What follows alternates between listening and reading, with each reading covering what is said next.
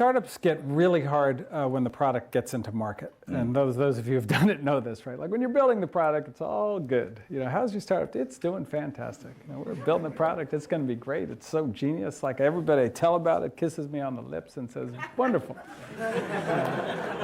But then you get in market and nobody wants it. Like then it gets real hard real fast. So that's like kind of the first psychological trauma. But the initial skill is, can you build a great product? Can you build a product that a lot of people really want?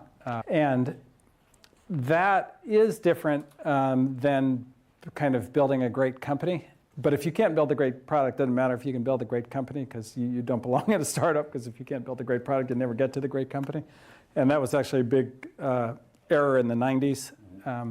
And a lot of the lean startup methodology and so forth came out of the mistakes that were made in the 90s, where they'd bring in a professional CEO really early on who didn't know how to build a great product and would build the company to a giant size and burn up all the cash. The skills are different, but management is a learned skill. Nobody was born a great manager, and I think that's one of the things people run into is you feel like, oh, well, like that person over there just seems like such a natural manager, but like it's not, nobody's really that natural at it. It's a very unnatural job. If I stopped you and it's like, Tom, like the way you asked me that question, like it was okay, but like you didn't really have the right emphasis at the end, and go back and practice and come back tomorrow and do it again. Like if I said that to you, you would be like, that guy's an asshole. And so like anthropologically, like you don't want to do that, because if everybody doesn't like you, then they're going to feed you to the lion or whatever. It's not natural, but like as CEO, as a manager, that's what you have to do. You have to evaluate people's performance, you have to correct them, you have to make sure they're on task. And